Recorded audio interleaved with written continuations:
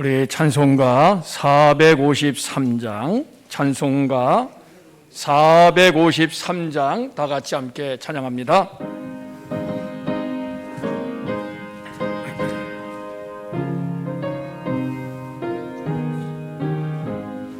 예수도 알기 원하네. 크고도 넓은 은혜와 대속해 주신 사랑을 간절히 알기 원하네. 내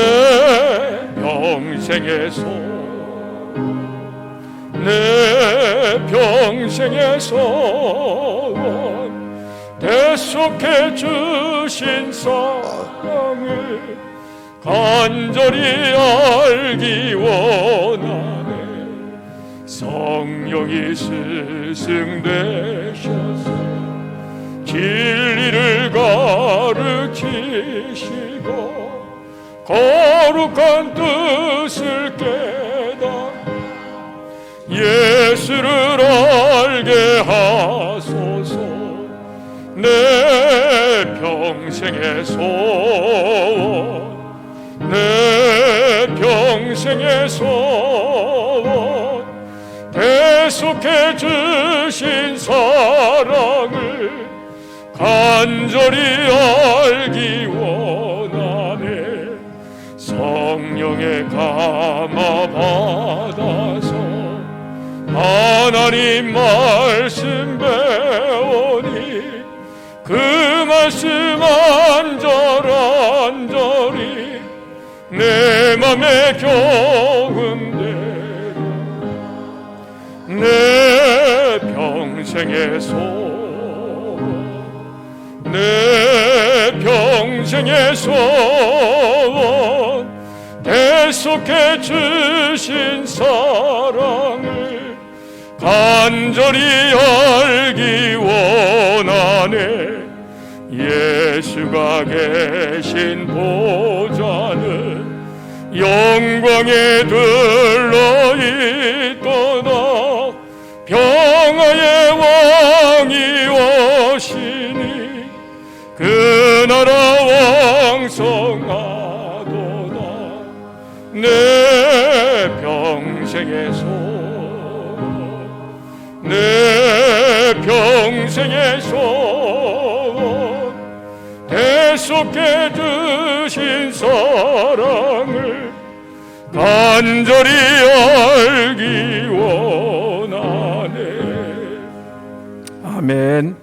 우리 620장 한 장 더 부르고 예배를 시작합니다. 우리 예배원들 올라오시고요. 620장입니다.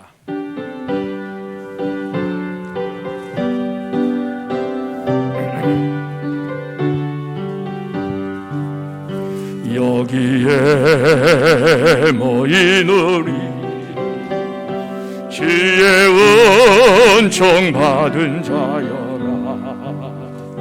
주께서 이 자리에 함께 계심을 아노라. 언제나 주님만을 찬양하며 따라가리니 시험을 당할 때도 함께 계심을 믿노라. 이 믿음 더욱 굳세라. 주가 지켜주신다. 어두운 밤에도 주의 밝은 인도하여 주신다. 여기에 모인 우리 헤아리기 어렵더라도 언제나 주 뜻 안에 내가 있음을 아노라. 사랑과 말씀들이 나를 더욱 새롭게 하니 때로는 넘어져도 죄의 승리를 믿노라. 이 믿음 더욱 굳세라. 주가 지켜주신다. 어두운 밤에도 주의 밝은 빛 인도하여 주신다. 여기에 모인 우리 사랑받는 주의 자녀라. 주께서 뜻하신 바 우리 통에 펼치신다. 고통과 슬픔 중에 더욱 주님 의지하오니 괴로움 이겨내고 주님 더욱 사랑하라. 이 믿음 더욱 굳세라. 주가 지켜주신다. 어두운 밤에도 주의 밝은 빛 인도하여 주신다. 아멘. 오늘은 장학주일 그리고 교육부 주간 예배로 하나님 앞에 예배를 드립니다. 이제 다 같이 성부와 성자와 성령의 이름으로 주일 공동 예배를 드립니다.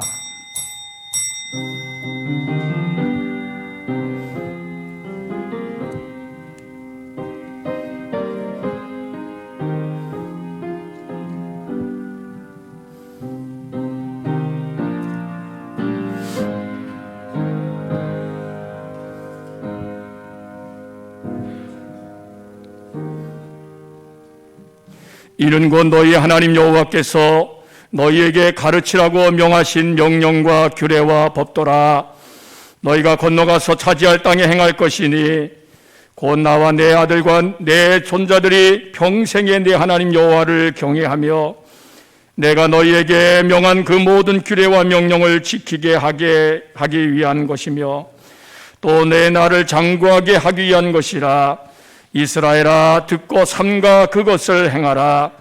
그리하면 내가 복을 받고 내 조상들의 하나님 여호와께서 내게 허락하신 같이 젖과 꿀이 흐르는 땅에서 내가 크게 번성하리라. 이스라엘아, 들으라. 우리 하나님 여호와는 오직 유일한 하나님이시니 너는 마음을 다하고 뜻을 다하고 힘을 다하여 내 하나님 여호와를 사랑하라. 하나님은 영이시니 예배하는 자가 영과 진리로 예배할지니라. 아멘. 다 일어나셔서 623장 하나님 앞에 찬양과 경배를 드립니다.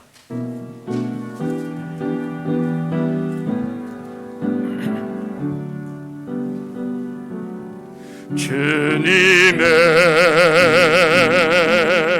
시간에 아름답게 모든 것 변하리. 주님 나의 갈 길을 인도하여 주시니 주의 뜻을 따라서 살리라. 주님의 시간에 아름답게 모든 것 변하리. 나의 정성 다하여 주를 찬송하오니 주의 뜻을 이루어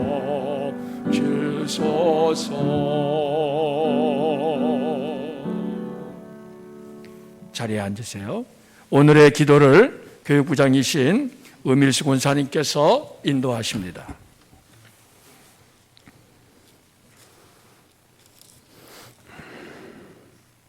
우리를 사랑하시는 아버지 하나님, 감사와 찬송을 드립니다. 홀로 영광 받으시옵소서. 이곳에 128년 전 복음의 씨앗을 심으시고 믿음과 사랑을 풍성하게 하사 감화의 복음터로 어머니 교회로 삼으셨습니다. 또한 우리에게 복음을 전파하고 말씀대로 살 것을 명령하셨습니다. 하지만 우리들은 약하고 완악하여 늘 핑계와 불충한 삶에 젖어 살고 있습니다. 더구나 주변 세상은 우리를 더욱 유혹하고 갈수록 가시덤불이나 자갈밭처럼 척박하고 건조한 모습으로 변해가고 있습니다. 지난해에는 코로나19가 전 세계를 고통과 불안에 떨게 하였으며 아직도 그 질곡은 계속되고 있습니다. 이 혼란과 불안의 시대에 우리로 하여금 말씀 안에서 굳건히 서고 세상의 것들에 현혹되거나 나태하지 않으며 기도와 찬송 속에서 저 무궁한 하늘나라를 바라보며 하나님 영광을 위해 살려는 영적 지혜와 힘을 갖게 하옵소서. 아멘. 이 어려운 상황에서도 하나님을 더욱 의지하고 말씀과 기도로 무장하는 우리가 되게 하옵소서. 아멘. 특별히 오늘 교육부 주관으로 예배를 드릴 수 있음에 감사드립니다. 복음교육과 전파는 신앙의 연결고리이자 믿음의 원천이며 하나님의 명령이자 믿는 자의 사명입니다. 교육부원 모두가 사명감을 가지고 열심을 갖게 하옵소서. 아멘. 우리 모두는 하나님 아버지 앞에서 부족하고 어리석은 아이입니다. 우리 모두가 겸손함을 가지고 늘 하나님 말씀을 묵상하고 순종하며 하나님 따르기를 어린아이처럼 즐거워하는 마음이 있게 하옵소서. 아멘. 하나님 복음을 깨닫고 실천하며 전파하는 일이 참된 사명임을 서로 교육되게 하옵소서. 아멘. 그리하여 이 강화교상교회가 사랑과 웃음이 가득하고 온 이웃들에게 성령의 감화의 은혜가 퍼져나가게 하는 전진기지가 되기를 간절히 소망합니다. 아멘. 하나님의 진리 안에서 나 자신을 돌아보고 날마다 하나님 나라에 더 가까이 다가가는 우리 모두가 되기를 소망합니다. 아멘. 오늘 귀한 말씀을 전하실 목사님께도 큰 권세와 영감을 더해 주시고 선포하실 말씀이 우리에게 기름진 꼴이 되며 영생의 샘물이 되게 하옵소서. 아멘. 이 모든 것 예수님의 이름으로 기도드립니다. 아멘. 아멘. 아버지.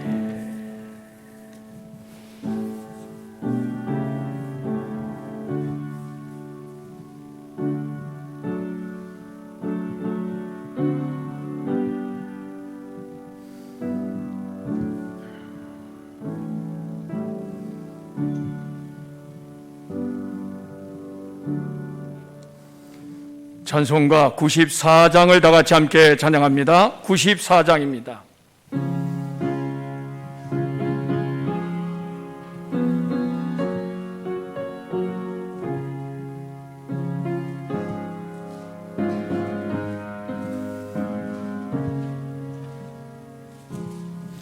주 예수보다도 귀한 것은 없네. 이 세상 무기와 바꿀 수 없네. 영축을 내 대신 돌아가시 그 놀라운 사랑 잊지 못해. 세상 즐거움 다 버리고 세상 자랑 다 버렸네. 주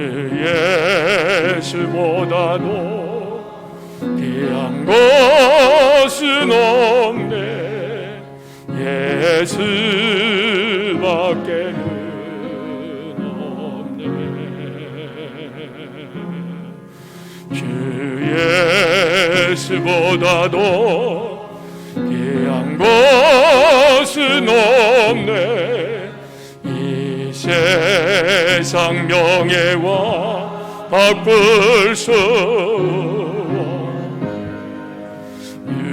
유언의 즐기도 세상이도 주 섬기하는 마음 맺지 못해.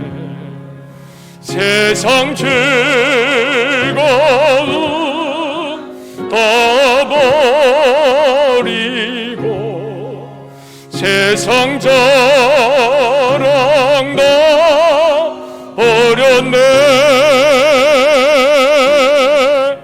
주 예수보다도 귀한 것은 없네.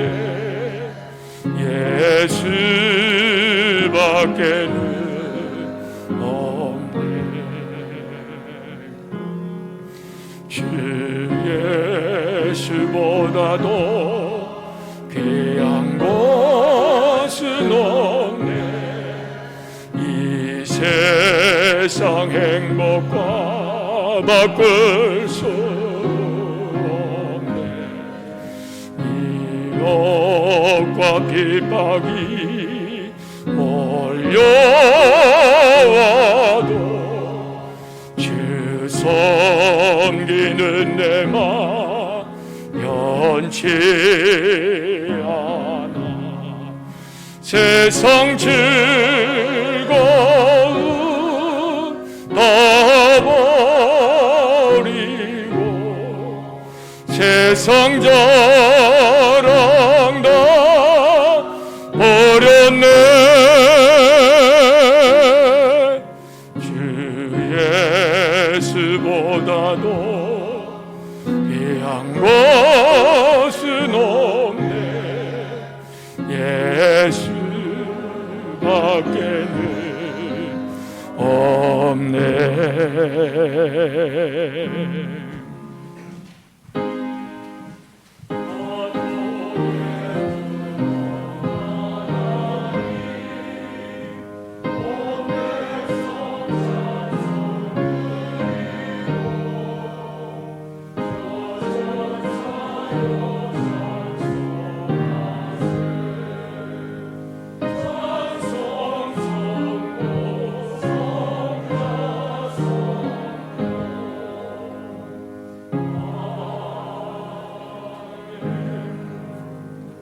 주님, 한 주간도 생명을 지켜주시고 우리의 삶을 주관하신 것을 감사합니다. 주님의 날 우리 자신을 거룩한 산제물로 드립니다. 받으시기에 합당하도록 깨끗하고 흠이 없고 온전한 제물 되기 원합니다. 알게 모르게 생각으로 말로 행동으로 하나님과 사람 앞에 지은 모든 죄와 허물을 이 시간 회개하오니 십자가의 보혈로 씻어 정결하게 하사 받아 주시옵소서. 우리 자신과 함께 예물을 드립니다. 주일원금을 드립니다. 11조를 드립니다. 감사헌금을 드립니다. 생일 감사헌금을 드립니다. 선교헌금을 드립니다. 장학헌금을 드립니다. 아버지 하나님, 연락하여 주옵소서. 우리에게 맡겨주신 모든 소유가 아버지 하나님의 것임을 고백합니다. 우리의 재능도 하나님이 주신 것임을 고백합니다. 우리가 수고하고 땀 흘려 열매를 거두었다면 그것은 하나님이 주신 것임을 고백합니다. 내가 주인인 것처럼 욕심부리지 않게 하시고 이 땅에 보물을 쌓는 어리석은 인생이 되지 않게 하시며 영원한 하나님 나라를 바라보며 날마다 하늘나라의 보물을 쌓아가는 지혜롭고 선한 청지기가 되게 하여 주옵소서. 성미로 드립니다. 주님과 더불어 먹고 마시는 가정들마다 건강함과 평안함이 가득하게 하시고 외국의 외지에 있는 자녀들을 위하여 기도하는 부모님들의 그 손길을 기억하사 언제 어디에 있든지 우리의 자녀손들이 믿음으로 말씀으로 승리하며 하나님과 사람 앞에 아름답고 존귀하게 쓰임받는 인물들이 다 되도록 은혜를 내리어 주시옵소서. 하나님 앞에 봉헌위원으로, 안내위원으로, 성전미화 담당으로, 재무 담당으로, 성미 담당으로, 차량 운행 봉사로, 음향 영상 봉사로, 강단 봉사로, 주간 봉사로 드려지는 모든 봉헌들을 주여 연락하여 주시옵소서. 예수 그리스도 이름으로 감사하며 축복 기도드리옵나이다. 아멘. 성경 말씀을 봉독합니다. 오늘 주시는 말씀은 사무엘상 2장 27절입니다. 구약 411쪽 사무엘상 2장 27절부터 30절까지의 말씀을 우리 총무이신 이우준 집사님께서 봉독합니다. 하나님의 사람이 엘리에게 와서 그에게 이르되 여호와의 말씀에 너희 조상의 집이 애굽에서 바로의 집에 속하였을 때 내가 그들에게 나타나지 아니하였느냐. 이스라엘 모든 지파 중에서 내가 그를 택하여 내 제사장으로 삼아 그가 내 제단에 올라 분향하며 내 앞에서 에봇을 입게 하지 아니하였느냐. 이스라엘 자손이 드리는 모든 화제를 내가 네 조상의 집에 주지 아니하였느냐. 너희는 어찌하여 내가 내 처소에서 명령한 내 제물과 예물을 밟으며 네 아들들을 나보다 더 중히 여겨 내 백성 이스라엘이 드리는 가장 좋은 것으로 너희들을 살찌게 하느냐. 그러므로 이스라엘의 하나님 나 여호와가 말하노라.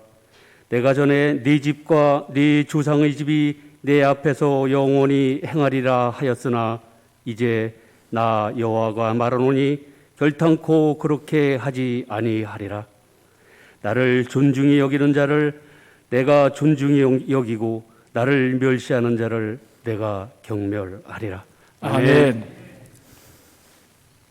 이 시간에는 우리 교육부원들 나오셔서 찬양으로 하나님께 영광을 돌립니다.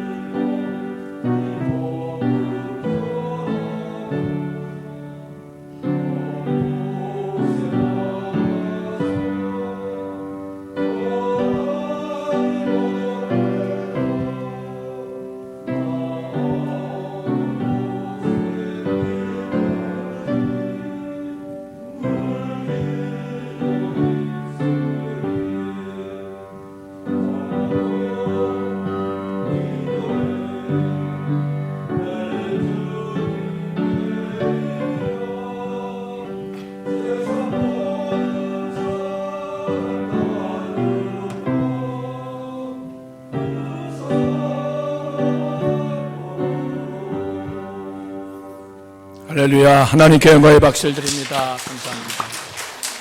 네, 이 시간에는 우리 영상을 하나 시청하겠습니다. 말씀 교육의 중요성을 이렇게 말하는 영상입니다.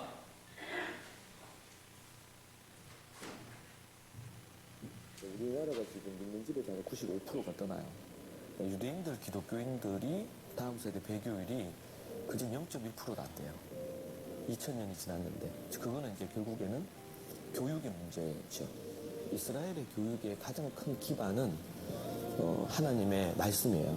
그래서 지금도 이스라엘 교육에 있어서 슬로건이 우리의 교과서는 성경이다.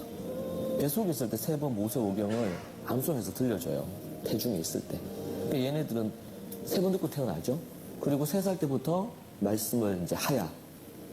근데 성경에서 암송의 단어가 없는데 가장 유사한 단어가 하야라는 단어인데 이 단어의 원어의 뜻이 존재 가득 흘러넘치게 한다는 뜻이에요.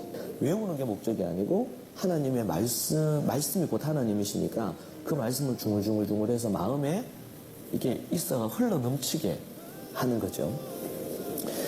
그렇게 하고 그 말씀을 이제 7가지를 제가 얘기하는데 읽고 말씀을 묵상하고 그리고 이제 하야 하고 그리고 나서 그걸 연구하고 다라쉬라고 하는데 히브리어로 연구하고 그걸 토론하고 그리고 나서 그걸 갖고 티칭하고 그것을 그 6가지 한 것을 지켜 행하는 7가지를 제가 연구해 보니까 초대교회 성도들 구약의 성도들이 하셨더라고요. 그래서 말씀을 하야 하니까 암기력이 뛰어나졌어요. 그러니까 한 학기 공부해야 될 게 너무 작은 거예요. 지금 아이들은 8,000절, 9,000절 뭐 잠언 한글 영어로, 창세기 한글 영어로, 로마서 한글 영어로, 요한계시록 한글 영어로 이렇게 하는 애들이 아주 많거든요. 근데 걔네들이 한글로 영어로 그렇게 암송 하야를 하고 나니까 그러니까 교과 학습은 정말 이거는 너무 이게 한 학기 배울 게요. 몇 주 안에 할 수 있는 내용들이에요, 실제로. 우리가 예를 들어 원하는 목표가 뭐 명문대 좋은 직업을 갖는 거 이것도 때로는 무시할 수 없는 거예요. 그런데 그것을 가도록 하는데 실제로는 하나님의 말씀과 신앙을 95%가 떠나니까 다 잃어버리게 만들고 그것은 지옥 보내는 교육이에요. 실제로는 저를 포함한 모든 어떻게 보면 부모들이 갖는 동일한 마음일 거라고 생각이 들어요. 예수님을 잘 믿고 신앙생활을 잘 하는데 세상에서도 영향력이 있고 이런 명석한 사람이 되기를 바라지 않는 부모는 아무도 없을 거라고 저는 생각하거든요. 이제 그런데 이제 그 일을 위해서 앞에서도 말씀드린 것처럼 접근 방법을 달리 해야 된다. 지금 역사 속에 2000년 역사 속에 아니면 뭐 아브라함 이후로 하면 3500년 역사 속에 그런 교육들이 이루어진 결과물들이 성경의 인물들로도 나타나고 있고 그 외에도 이미 많이 나타나고 있어요. 근데 어떻게 그게 가능했느냐? 그것은 교육의 힘으로 이루어진 일이라고 저는 생각을 합니다. 그런 측면에서 저는 우리가 진리를 붙들고 진리 안에서 구약과 그리고 신약의 성경적인 기반을 가진 교육, 초대교회 성도들이 교육하는 그 교육법을 우리가 믿음을 갖고 이렇게 한 걸음 한 걸음 해간다면 아주 우리가 기대하는 로망 이상의 교육의 결과가 나온다. 저는 그렇게 이제 생각을 하고 그런 결과들의 열매들이 조금씩 나타나고 있는 것을 보게 되고 그런 접근을 저는 우리가 해야 되지 않겠는가 그렇게 생각이 듭니다. 이거는 좁은 길이라고 저는 생각합니다. 네. 조금 전에 지금 본 영상은요, 그 말씀 교육에 대한 중요성, 그 토론토 주사랑 교회에서 이렇게 영상을 찍은 것인데요.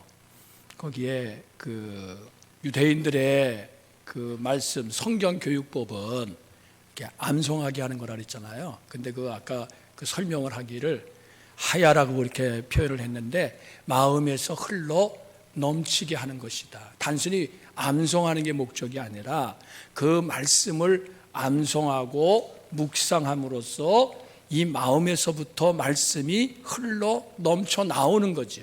그래야 생활 속에서 자연스럽게 녹아들고 적용이 된다는 겁니다. 그냥 우리가 말씀을 알고 있어도 그것이 그냥 지식의 차원에서 머물러 있지 않고 삶의 차원으로 이게 적용이 돼야 되는데 그것이 바로 그 성경, 유태인대 성경 교육법이다. 영국의 에딘버러 의과대학의 심슨 교수가 150년 전에 클로로포름이라고 하는 마취약을 발견을 했습니다. 이분이 그 마취약을 발견하기 전에는 수술을 어떻게 했냐면은 그냥 마취 없이 생사를 찢고 그리고 가르고 수술을 했기 때문에 그 환자들의 그 공포심이 엄청났었어요. 두려워했어요. 그런데 이 마취제가 발견이 되니까 그 공포심에서 해방이 됐습니다. 아주 획기적인 그 수술법이지요. 나중에 제자들이 이 심슨 교수에게 물었어요. 선생님은 평생에 가장 위대한 발견이 뭐라고 생각하십니까? 물론 마음속에는 클로로포름이라고 대답할 줄 알았지요. 그런데 이분이 뭐라고 대답했느냐? 이렇게 대답했습니다. 내 생에 있어서 최고의 발견은 예수 그리스도께서 불쌍한 죄인인 나를 위해 죽으시고 나를 구원해 주셨다는 사실을 발견한 것이다. 할렐루야. 여러분, 이 세상에서 가장 위대한 발견은요, 예수가 그리스도이심을 발견하는 것입니다. 예수가 그리스도이심을 발견해야, 그래야 우리가 비로소 하나님을 알게 되고, 하나님을 알게 될 때에 하나님이 주시는 구원을 얻게 되고 영생의 삶을 살아가게 될 줄로 믿습니다. 기독교 교육의 목표가 뭐냐? 오늘 우리 교육부 주간 예배를 드리고요, 장학주의를 지키는데, 장학주의라고 하는 것은 말 그대로 인재를 양성하는 것이 목적이 아닙니까? 근데 그 인재라고 하는 것은 기독교 교육의 목표 속에서 인재를 양성하는 것이 이게 우리의 목표입니다. 여러분, 일반 세상의 교육과 기독교 교육은 목표가 다릅니다. 조금 전에 말씀드린 대로 기독교 교육의 목표는 뭐냐? 아이들에게 예수 그리스도를 전해서 하나님을 알게 하는 거예요. 여러분, 우리가 예수 그리스도를 통하지 않고서는 하나님을 알 수가 없어요. 예수님께서 오시기 전에 구약시대가 있었잖아요. 그러나 그 구약시대의 이스라엘 백성들은 하나님이 주신 율법, 성경이 있었지만은 그 율법을 지키질 못했어요. 그래서 하나님 백성으로서의 자격을 상실했습니다. 하나님이 그들을 떠나셨던 거예요. 그런데 예수님을 이 땅에 보내주셔서 예수 그리스도 안에서 복음으로 우리를 거듭나게 하시고 하나님의 자녀가 되게 하심으로써 비로소 우리가 하나님을 알고 그리고 하나님을 섬기고 하나님의 나라를 위해서 살아가게 되었습니다. 그래서 기독교 교육의 목표는 바로 그거예요.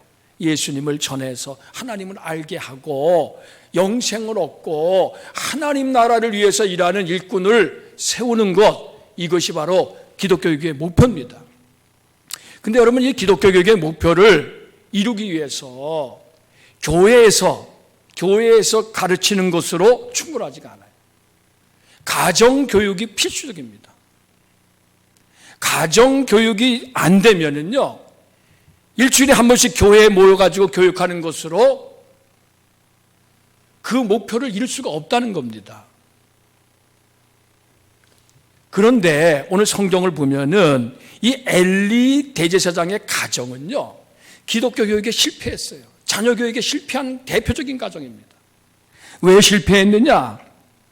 우리가 성경을 보면은 그 두 아들이 있었는데, 홈리와 비느하스라고 하는 아들인데, 이 아들들이요, 하나님을 알지 못하고 하나님께 드리는 제사를 멸시하고 그랬다가 하나님의 저주를 받아서 전쟁터에서 한 날 다 죽게 돼요.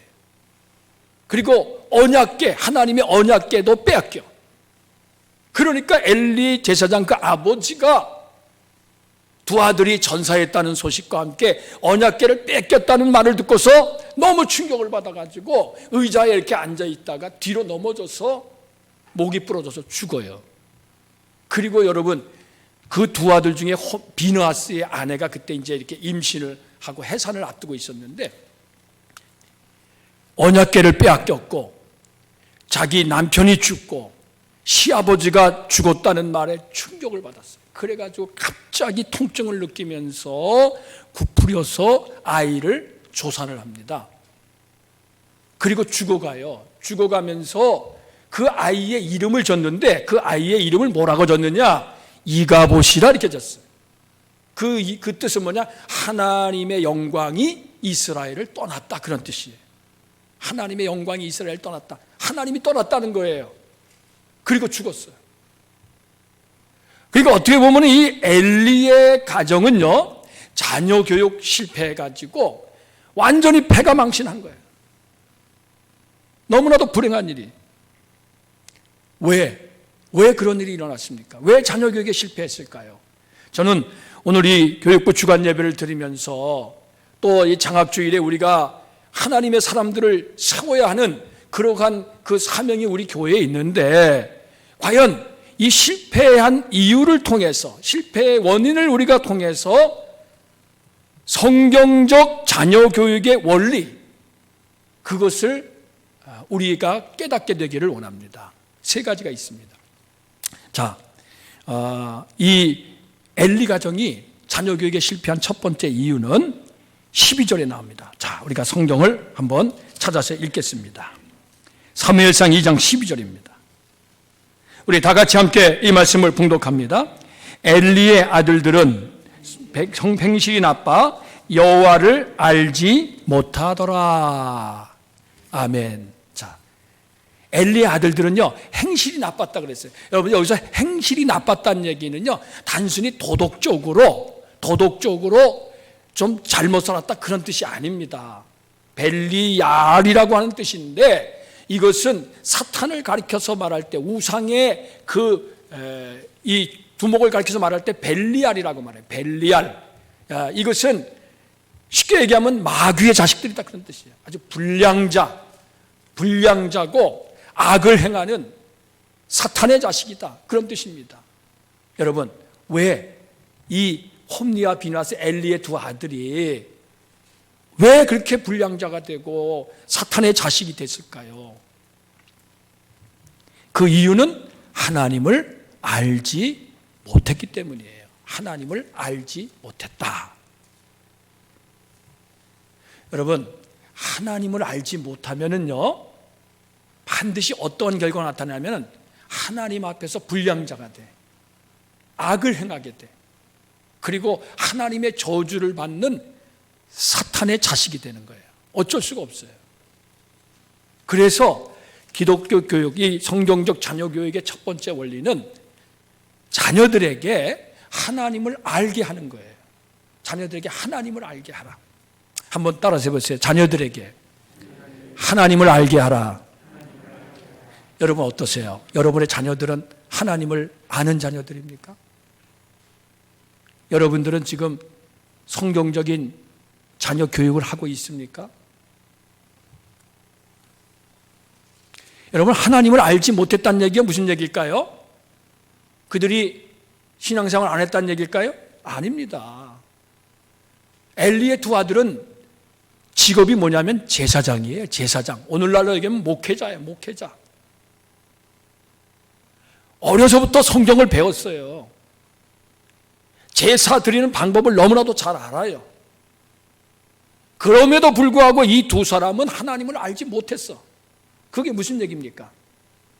하나님에 관한 지식은 있었는데 하나님 자체를 몰랐다는 거예요. 그러니까 다시 말해서 인격적으로 하나님을 만나지 못했다는 거예요. 그러니까 하나님이 어떤 분인지 말하라고 하면 줄줄줄줄 말할 수 있어요. 그런데 실제로 그들이 하나님을 경험을 못했기 때문에 하나님과의 인격적인 교제가 안 되는 거예요. 여러분, 우리가 저 뒷집에 사는 누구, 저 옆마을에 사는 아무개, 그 사람 뭐 성이 뭐고 이름이 뭐 어떤 학교 나오고 뭐 집이 어떤 집에서 살고 압니다. 그러나 그게 정말 아는 걸까요? 아닙니다. 진짜 아는 것은요, 이렇게 부부가 서로 한 몸이 되는 것처럼 그게 진짜 아는 거예요. 안다고 하는 것이 그거예요. 하나님을 안다는 것은 우리가 하나님과 교통하고 교제할 수 있는 그러한 사람이 된다는 겁니다. 그런 의미에서 이 엘리의 아들들은 하나님을 알지 못했어요. 여러분, 모태신앙의 약점이 이겁니다. 모태신앙, 어려서부터 엄마 뱃속에부터 신앙생활하고 어려서 신앙생활한 사람의 약점이 뭐냐면은 이렇게 부모가 시키니까 교회 가고, 부모가 시키니까 예배 드리고, 부모가 시키니까 성경 읽고, 그렇게 하다가 형식적으로 습관적인 신앙생활을 한다는 거예요. 하나님을 만나질 못해, 인격적으로. 그래서 어떤 일이 벌어지느냐, 이제 커가지고 학교 외지로 나가잖아요. 또 결혼해서 부모님을 떠나잖아요. 교회 안 나가요. 신앙생활 등한시에. 왜? 하나님을 만나지 못했어요. 하나님을 알질 못해. 그러니까 하나님을 떠나게 되는 겁니다. 그러니까 하나님 앞에서 악을 행하게 되는 거예요. 여러분, 요즘에 교회의 중직자의 자녀들 중에 교회 안 나가는 자녀들이 많습니다. 목사의 자녀들 마찬가지예요. 왜 그렇습니까? 하나님을 알지 못하는 거예요. 만나지 못했어. 그래서 이 믿음의 유산을 이어가는 것이 요즘에는 정말 어려운 시대가 됐어요. 계대신앙이라 그러잖아. 대를 이어서 예수를 믿는 것이 정말 복된 일인데, 그런데 그러한 것을 찾아보기가 어려운 그러한 시대가 되었습니다. 왜? 하나님을 알지 못해요. 근데 여러분, 성경에 보면요, 하나님을 알지 못하는 백성은 망합니다. 호세아 4장 6절에서 내 백성이 지식이 없으므로 망한다 그랬는데, 여기서 말하는 지식은 하나님을 아는 지식이에요. 여러분, 잠언서 9장 10절에 보면은 여호와를 경외하는 것이 지혜의 근본이요 거룩하신 자를 아는 것이 명철이니라 그랬어요. 여러분, 지혜 중에 가장 큰 지혜는 하나님을 아는 거예요. 하나님을 아는 지식이 세상에서 가장 위대한 지식이에요.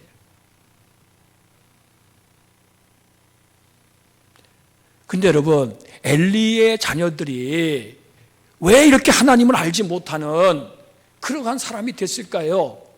좀 안타깝습니다. 근데 그 문제의 원인이 자녀에게 있는 것이 아니라 부모에게 있습니다. 여러분, 교육학에서 하는 얘기 잘 아시죠? 문제 자녀가 있는 것이 아니라 문제 부모가 있을 뿐이다. 문제 자녀는 없어요. 자녀가 문제가 있다면은 그거는 부모가 문제가 있기 때문에 자녀들이 그걸 보고 배운 거예요. 자녀들은 부모의 말을 듣고 배우는 것이 아니라 부모의 행동을 보고 배웁니다. 아무리 착하게 살아라, 아무리 열심히 올바르게 살아라 그래도 부모가 하나님 경외하지 않고 부모가 하나님을 모르고 하나님 말씀대로 살지 않는데 자녀들이 그거를 보고 배우기는 어렵습니다. 이 엘리 가정의 문제는요, 엘리에게 있었던 거예요. 제가 한번 생각해 봤습니다. 왜 엘리라고 하는 사람은요, 여러분도 아다시피 대제사장이에요. 대제사장. 제사장 중에서도 대제사장이고, 당시로 말하면 사사야, 사사. 사사가 누굽니까? 민족의 지도자예요. 민족의 지도자. 그런데 왜 그 밑에 자녀들이 이렇게 하나님을 알지 못하는 불량자가 되어가지고 하나님의 저주가 임하는 그러한 가정이 됐을까 생각해 보니까 이런 거예요. 여러분, 엘리 제사장이 몇 살에 죽었냐면은 98세에 죽었어요. 여러분, 그 사장을 읽어보세요. 오래 살았어요. 그가 몸집이 비둔했어요. 그래가지고 겨우 의자에 앉아서 이렇게 생활하는 사람이야. 그러다가 이제 뒤로 넘어져서 목이 부러졌다 그랬잖아요. 근데 여러분, 98세인데 그 사람이 제사장이 된 지 사사가 된 것이 40년이라 그래서 성경을 읽어보시면 나옵니다. 40년. 그럼 몇 살에 사사가 됐느냐? 대제사장이 됐느냐? 58세.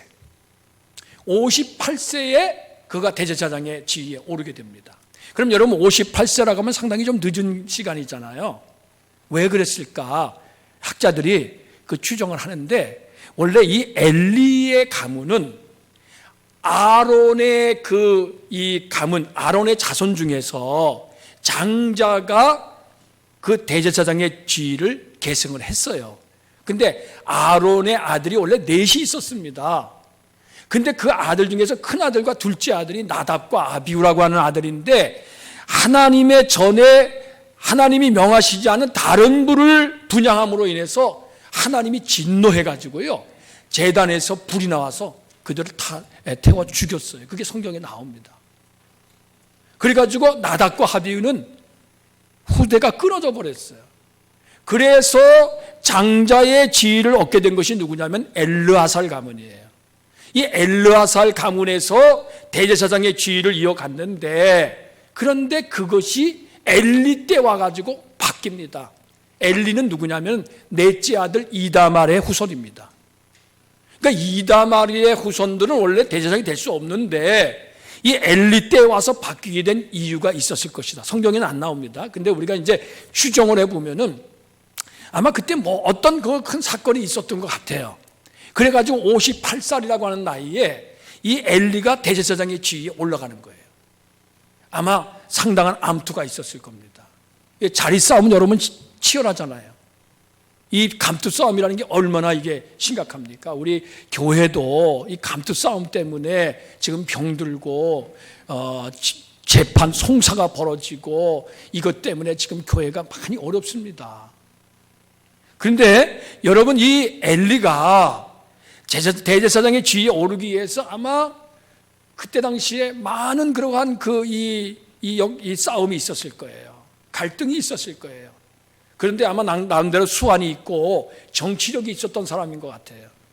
그래서 대제사장의 지위에 올랐는데 문제는 오르고 나서도 이게 정통이 아니지 않습니까? 정통이 아닌 사람이 그 지위에 오르면은 항상 도전하는 사람들이 많아. 그러니까 그 자기 자리를 지키기 위해서 얼마나 애를 썼겠어요. 그러니까 그런 것을 다 이렇게 생각해 보면은 그 홈리와 비느하스가 어렸을 때 아마 제대로 이렇게 교육하기가 상황이 어렵지 않았을까. 너무 거기에 몰두하고 바쁘게 다니다 보니까 제대로 챙기질 못하지 않았을까. 그런 마음도 듭니다. 자, 어쨌든 간에 이 자녀의 문제는요, 부모의 문제예요. 자녀 교육의 실패는 부모가 하나님 앞에서 성경적으로 말씀대로 살지 못했기 때문이다. 이렇게 우리가 볼 수가 있는 거예요. 물론 그렇지 않은 경우도 있습니다. 그러나 일반적인 경우가 그렇다는 거지요. 그래서 여러분, 우리는 이 엘리의 가정의 자녀교육 실패를 통해서 어렸을 때부터 하나님을 알게 하는 교육을 해야 된다는 거. 하나님을 알게 하라. 근데 여러분, 요즘의 교육이 그렇습니까? 요즘에 교회 다니는 부모님들이 어린 자녀들에게 하나님을 알게 하기를 이렇게 그렇게 힘씁니까? 요즘에는 조기 교육 때문에 유치원부터 학교 들어가기 전부터 영어 배운다, 뭐 배운다, 무슨 특기를 배운다, 예술을 배운다, 정말 정신없이 애들이 그냥 학원 다니라고 정신없고 그냥 그렇게 교육을 하는데 정작 주일에 하나님 앞에 드리는 예배에 대해서는 별로 신경을 안 써. 바쁘면 빠질 수도 있어. 학원 가느라고 교회도 빠지고 공부하느라고 빠지는 거 그거 큰 문제라고 생각 안 합니다. 여러분, 그러나 아까도 우리가 영상에서도 봤고 그 유태인들의 교육에서도 봤지만 왜 유태인들이 그렇게 세계적으로 똑똑한 사람들이 많고 세계적으로 그렇게 성공한 사람들이 많고 노벨상을 받은 사람들의 그 상당수가 왜 유태인들이냐? 여러분, 어려서부터 하나님의 말씀이 그들의 그 마음판에 새겨지고 그것이 삶 속에 흘러가서 그들의 삶이 하나님을 섬기는, 하나님을 아는 사람으로서 이렇게 살아가게 되면요, 하나님께서 그들을 이렇게 인도해 주시는 거예요. 부모가 자녀를 교육하기 위해서 정말 전력을 다하고 힘을 다하는 것도 중요하지만은 더 중요한 것은요, 하나님이 그 자녀들을 이끌어 주셔야 돼요. 하나님을 알게 하고 하나님을 경외하면은 하나님이 그 자녀들의 앞길을 인도해 주십니다. 여러분, 이 엘리가 자녀 교육에 실패한 이유가 바로 하나님을 알지 못한 거예요. 그러니까 하나님을 알지 못하니까 어떤 일이 벌어진지 아십니까? 자, 성경을 다시 한번 보겠습니다. 17절 말씀입니다. 사무엘상 2장 17절. 우리 다 같이 함께 이 성경 말씀을 봉독합니다. 이 소년들의 죄가 여호와 앞에 심히 크면 그들이 여호와의 제사를 멸시함이 없더라. 아멘. 여러분, 하나님을 모르면은요, 어떤 일이 벌어지냐면 하나님의 제사, 하나님께 드리는 예배를 멸시하게 돼요. 이게 무슨 얘기예요? 하나님을 두려워하지 않는 거예요. 하나님을 모르는데 어떻게 하나님을 두려워합니까? 여러분, 하나님이 어떤 분이십니까? 하나님은 천지 만물을 창조하신 창조주 하나님. 하나님은 인간의 생사복을 주관하시는 살아계신 하나님. 역사의 흥망성쇠는요, 하나님의 손에 달려있는 거예요. 하나님을 아는 사람은 그걸 알기 때문에 하나님을 두려워합니다. 그런데 하나님을 모르는 사람은 모르기 때문에 하나님을 두려워하지 않아. 겁을 안 내. 하나님을 우습게 생각해. 하나님께 드린 예배, 그거 뭐 별거 아니야. 빠질 수도 있고, 그리고 그냥 적당하게 할 수 있어. 찬송 그냥 적당하게 부르고, 그냥 기도 바빠서 못하고, 자기가 주인이 돼가지고 자기 임의적으로 신앙생활을 합니다. 자기가 하고 싶으면 하고 말고 싶으면 말고, 가고 싶으면 가고 가기 싫으면 안 가고. 여러분, 근데 그렇게 신앙생활하는 것은요, 하나님을 무시하는 거예요. 하나님을 멸시하는 거예요. 하나님께 드리는 예배가 귀한 줄 모르고 예배를 멸시하는 사람을 하나님이 복을 주실 리가 없고, 그러한 사람은요, 하나님이 그냥 내버려 두시지 않습니다. 하나님이 어떠한 분인데 우리가 하나님을 무시합니까? 여러분, 사람도요, 저도 마찬가지, 여러분도 마찬가지, 누가 나를 조금 더 무시하고 좀 비방하고 그러면은 당연히 기분 나빠하지요. 기분만 나빠합니까? 네, 이놈 한번 두고 보자. 당연히 그런 마음이 들지요. 근데 우리가 하나님을 소홀히 여기고 하나님을 멸시한다면은 그거는 뭐 말할 것도 없습니다. 이 홈리와 비누아스 이 두 아들은요, 하나님께 드리는 예배를 멸시했어요. 하나님께 드리는 예배. 여러분, 예배를 소중히 여기시기를 바랍니다.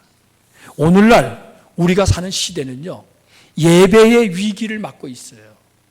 여러분, 지금 예배가 얼마나 위기 상황인지 여러분 너무나도 잘 아실 겁니다.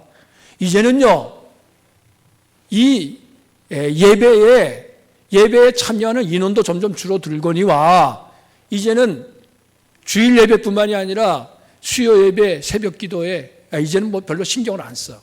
그냥 주일 예배 한 번 겨우 드리는 거, 그것도 정말 힘들어하는 시대. 그리고 주일 예배를 드리도 1시간 그거 채우기도 정말 힘들어해. 빨리 그 끝나고 좀 가서 할 일도 많고, 내가 정말 얼마나 바쁜데. 여러분, 그리고요, 바쁘면은 예배 빠지는 거 그거 별거 아니라고 생각해. 여러분, 그렇지 않습니까? 이 주일 성수의 개념은 이제는 깨졌습니다. 주일 성수의 개념은 사라졌어요. 주일 성수의 개념만 사라진 것이 아니라 이젠 예배 자체를 우리가 등한시하는 그러한 시대가 돼버렸어요. 더군다나 이 코로나 사태가 예배의 예배의 위기인데, 이제는 예배 드리는 것을 아주 어렵게 만들고 있습니다. 그렇죠. 같이 모이지 못하니까 이렇게 지금도 10% 이렇게 참여하게 하고, 못 참석하잖아요. 그래서 가정에서 예배를 드려야 되잖아요. 가정 예배는 여러분, 가정 예배를 드리든지 아니면 온라인으로 지금 이렇게 우리도 지금 밴드나 아니면 유튜브를 통해서 방송으로 온라인 예배를 드리기도 하잖아요. 근데 여러분 생각해 보세요. 가정 예배 드리는 거, 온라인 예배 드리는 거, 이거 지금 예배당에서 함께 예배 드리는 것과는 아주 차이가 있습니다. 어떤 차이가 있느냐? 갑자기 손님이 찾아온다든지 아니면 무슨 전화가 온다든지 아니면 무슨 일이 생긴다든지 그러면은 집중을 할 수가 없어요.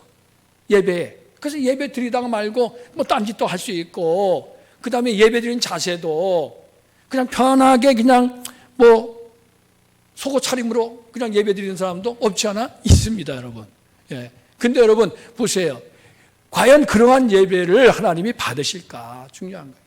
여러분 예배를 꼭 예배당 안에서 함께 모여서 드리는 것만 예배라고 하는 말씀이 아닙니다. 이건 아니에요. 이게 예배당에서 함께 모여서 예배를 드리는 것, 그것도 참 귀한 일이에요. 그러나 우리가 각자의 가정에서 각자의 삶의 자리에서 하나님께 예배 드리는 것 정말 더 귀한 거예요. 그래서 어떻게 보면은 이 코로나 사태가 온라인 예배를 드리면서 가정 예배를 드리면서 잃어버렸던 가정 예배를 회복하게 하는 그러한 좋은 장점이 있어요. 왜냐하면 그동안에는 그냥 주일날 예배 시간에 예배 드리는 거 그거 가지고 난 예배 다 잘 드렸다. 나머지 시간은 그냥 내 마음대로 그냥 했는데, 근데 이 코로나 때문에 코로나가 우리로 하여금 가정에서 예배를 드리게 하고 그러면서 이제 가정이라고 하는 것이 교회가 되는, 교회로 이렇게 회복되는 이러한 일들이 일어난 겁니다. 이거는 참으로 아주 긍정적인 거예요. 좋은 거예요. 그리고 꼭 예배 시간 정해놓고 곧 드리는 예배뿐만 아니라 언제 어디서든지 이제는 온라인으로 예배 드릴 수 있잖아요. 그러니까 그것도 좋은 점이에요. 그런데 여러분 아까 말씀드린 것처럼 우리가 이 온라인 예배나 가정 예배는 이 모여서 드리는 예배보다도 몇십 배, 몇백 배 우리가 정말 정신 집중하고 준비하지 않으면은요 소홀해지기가 쉽습니다. 그렇기 때문에 우리가 조심해야 돼. 그리고 또 온라인 예배가 장점이 있지만은 우리가 그것만 가지고 안 되는 이유가 있어요. 바로 뭐냐? 성도의 교제가 안 돼. 그냥 혼자서 가정에서 그냥 가족끼리 예배는 드릴 수 있어요. 가까운 사람들끼리 만나서 교제는 할 수 있어요. 그러나 그것이 성도의 교제가 아닙니다. 여러분 성도의 교제는 믿는 사람들이 다 함께 모여서 서로 사랑을 나누고 그리고 함께 예배하고 기도하고 찬송하고 말씀 배우고 그리고 기도하면서 나누는 그것이 영적 교제가 그게 성도의 교제. 성도의 교제라는 것이요. 같이 우리가 어디 놀러 가서 같이 좋은 거 먹고 그다음에 즐기고 그러면서 친교하고 그거를 성도의 교제라고 생각하시면 오산입니다, 여러분. 성도의 교제는 하나님 앞에 예배하면서 기도하면서 하나님 앞에 찬양하면서 하나님 앞에 교통하면서 그러면서 우리가 우리는 남남이 아니라 예수 안에서 우리는 하나구나, 우리는 한 형제 자매구나 하는 것을 느끼게 하고 깨닫게 하는 것이 성도의 교제의 참된 목적입니다. 그런데 이 온라인 예배가 그것을 충족을 못 시켜요. 그렇기 때문에 여러분 이게 우리가 정말 하나님 앞에 드리는 예배를 잘 드리려면은 우리가 마음을 다하고 뜻을 다하고 힘을 다해야 하는 이유가 바로 여기에 있습니다. 여러분 성경적인 자녀 교육의 두 번째 원리가 여기에서 나옵니다. 자녀들에게 예배의 소중함을 가르치고 예배자로 서게 하는 것. 이게 성경적인 자녀 교육의 원리예요. 예배 실패하면은요, 그거는 믿음에 실패하는 거예요. 예배가 끊어지는 그 신앙생활은 있을 수가 없어요. 예배가 끊어지면은 신앙이 끊어지고 우리의 인생도 끊어지는 거예요. 이게 하나님 앞에서의 공식입니다. 그리고 여러분 또 한 가지 이유가 있어요. 이게 결정적인 이유입니다. 왜 엘리 가정이 자녀 교육에 실패했느냐? 자, 우리 오늘 함께 읽은 말씀 가운데 29절 말씀입니다. 다 같이 함께 성경을 봉독합니다.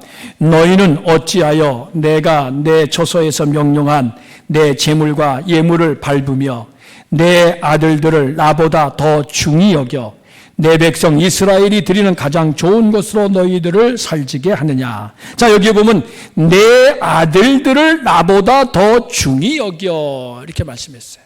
여러분, 왜 엘리 가정의 자녀 교육이 실패했느냐? 자기 아들들을 하나님보다 더 중요하게 여겼다는 거예요. 하나님을 더 중히 여겨야 되는데 자녀들을 더 중히 여겼어요. 엘리 제사장이 그랬단 말이에요. 이거는 하나님께서 말씀하신 거예요. 물론 자녀들이 잘못했을 때에 그들을 야단치기도 했어요. 이 엘리의 두 아들이 하나님을 알지 못해서 제사를 멸시하고 회막문에서 수종드는 여인들과 동침하고 막 그랬어요. 그러니까 그 소문을 듣고서 이 엘리 제사장이 아들들을 불러다가 야, 너희들 왜 이런 짓을 하느냐? 너희들 이런 것은 하나님께 죄 짓는 거다. 너 어떻게 하려고 그렇게 그 무서운 짓을 하느냐? 그래서 꾸짖었어요. 책망을 했어요. 근데 아들들이 듣질 않았어요. 여러분, 부모가 자녀를 교육을 해도 부모가 야단을 칠 수 있잖아요. 근데 자녀들이 듣지 않으면 소용없어요. 왜 그렇게 됐습니까? 그게 바로 아까도 얘기했지만 이 부모 때문이에요. 자기가 그렇게 만든 거예요. 아들들을 더 소중하게 여겼어요. 아들들을. 여러분, 신앙생활은요, 하나님을 가장 사랑하고 그리고 가장 귀히 여기는 거예요. 하나님보다도 자녀들을 더 중하게 여기면 그것이 뭐가 됩니까? 자녀가 우상이에요. 여러분, 자녀 우상 숭배하는 사람들 많습니다. 교회 다니면서 하나님을 섬기지 않고요, 하나님보다 자녀를 더 소중하게 여겨, 더 사랑해. 자녀들 일이라면 물불 가리지 않고 하는데 하나님을 경외하고 하나님께 예배하는 일에는 등한시해. 그거 자녀 우상입니다. 여러분, 자녀를 우상으로 숭배하면 어떻게 되느냐? 엘리 가문의 꼴이 나는 거예요. 그거는 끝나는 겁니다. 하나님 앞에서.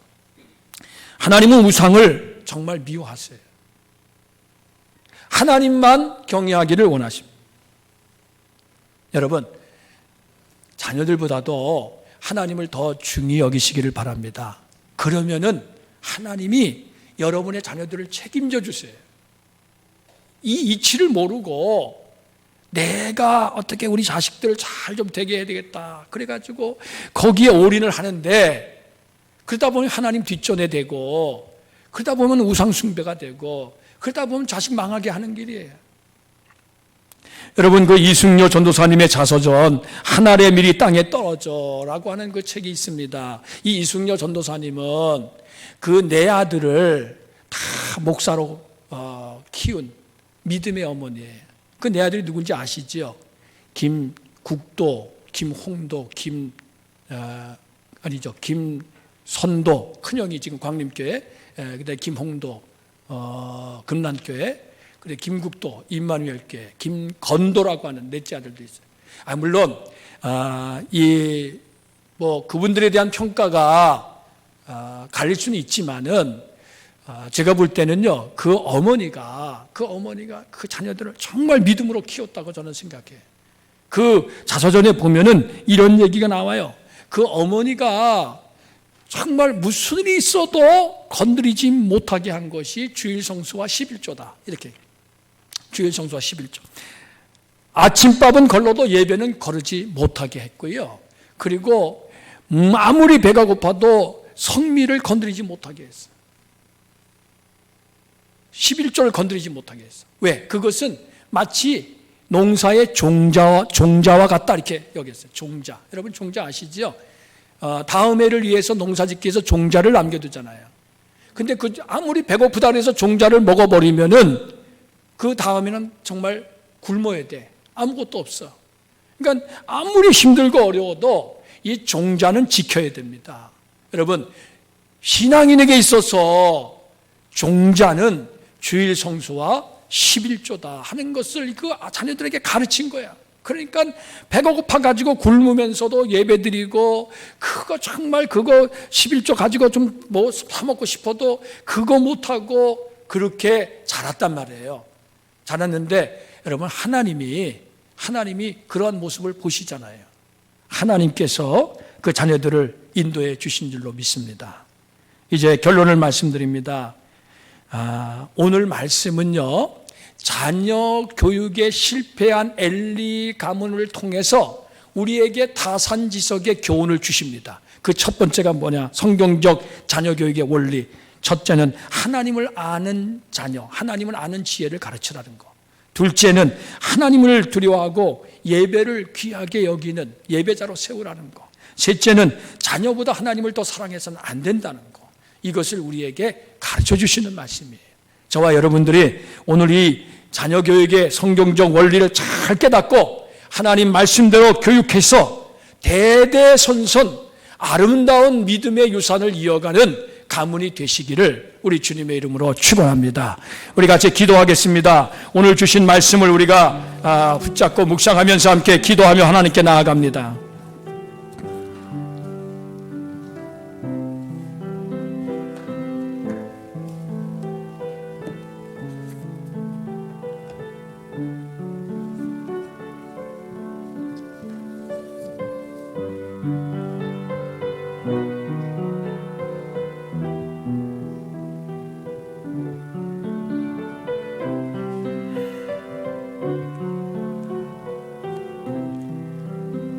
아버지 하나님, 말씀을 깨달을 수 있는 지혜를 주시옵고 하나님의 진리 위에 굳건히 서게 하여 주시옵시며 우리의 자녀들을 성경적으로 잘 교육하고 가르칠 수 있는 부모가 되게 하여 주시옵시며 믿음의 유산을 물려주고 하나님의 나라를 위해서 아름답고 복되게 쓰임받는 우리의 가문, 우리의 자손들이 다 되게 하여 주시옵소서.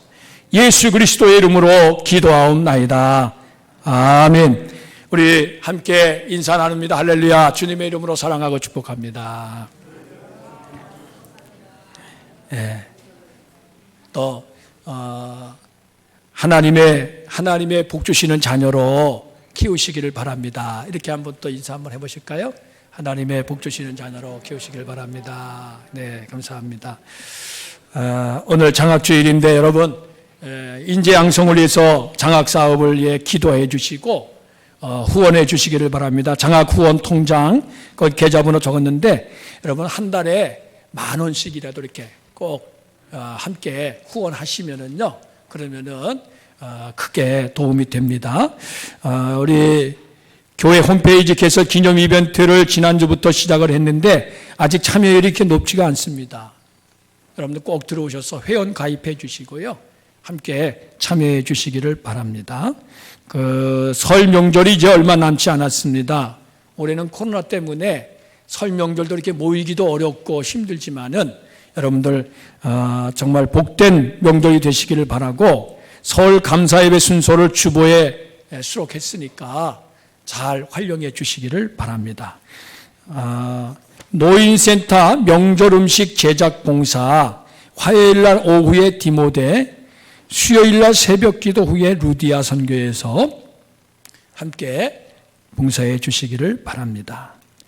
우리 김은규 장로님이 오늘 오후에 2시부터 우리 강화 북지방회가 열려서 거기서 장로 안수식을 거행하게 됐는데, 그런데 이 코로나 때문에 그 송해교회에 한 40명도 못 들어가게 그렇게 정부에서 이제 규제를 했기 때문에 이 따로따로 분산해서 그래서 모이게 됐어요. 그래서 오늘 오후 2시에 우리 교회에서도 양사지역은 우리 교회에서 모이고, 교동은 교동대로, 또 송해는 송해대로, 강화읍은 강화읍대로 이렇게 따로 모입니다. 그래서 안수식과 장로 은퇴식은 개 교회별로 하기로 그렇게 정해졌습니다. 그래서 우리 교회는 다음 주에 이 자리에서 우리 김은기 장로님 안수식을 갖도록 하겠습니다. 여러분께서 기도해 주시기를 바라고요. 우리 장로님이 안수 기념으로 그 수건, 기념 수건 좋은 거를 이렇게 준비하셨어요. 그래서 여러분들 속회별로 다 이렇게 나눠놨으니까 대표가 가져가셔서 속도원들에게 나눠주시기를 바랍니다. 자, 그리고 우리 송재천 손명숙 권사님 가정, 우리 따님 송예은 자매 어제 결혼식을 올렸습니다. 그래서 감사해서 오늘 감사떡을 준비하셨어요. 여러분들 나가실 때에 오신 분들, 여기 안 오신 분들은 여러분 뭐 이렇게 가지 갖다 드리지 않아도 됩니다. 그러니까 오신 분들만 이렇게 하나씩 받아가시고요. 그리고 이 가정을 위해서 하나님이 주시는 그러한 은혜와 축복이 넘치는 가정이 되도록 기도해 주시기를 바랍니다. 네, 아까 말씀드린 대로 강화 북지방은 오늘 2시에 이제 우리 양산이 여기서 모이는데 25명으로 인원을 한정했습니다. 25명. 그래서 25명 넘으면 다 돌아가야 돼요. 그러니까 각 교회별로 조금씩 오겠지만은 하여튼에 우리 교회에서 하니까 우리 장로님들이 좀 잘 챙기셔가지고 이 잘 진행이 되도록 그렇게 해주시기를 바랍니다.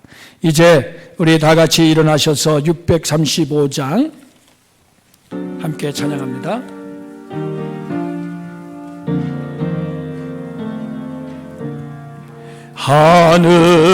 하늘에 계신 아버지 이름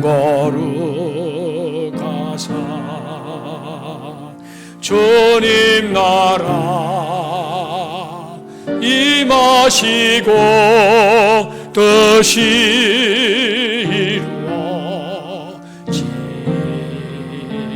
이루어지다.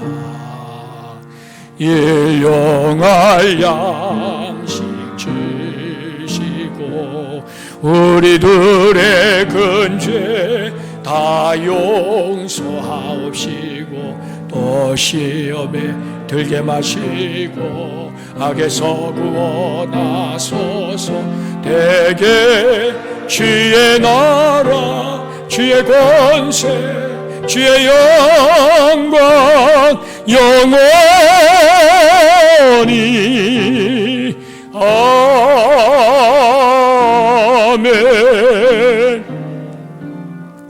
예수 그리스도의 은혜와 하나님의 사랑하심과 성령의 교통하심이 오늘 하나님 앞에 예배하는 모든 성도들과 그리고 우리의 자녀손들 위에 또 이 시대에 살아가는 우리 아이들과 젊은이들 위해 이제부터 영원토록 항상 함께 하시기를 축원하옵나이다.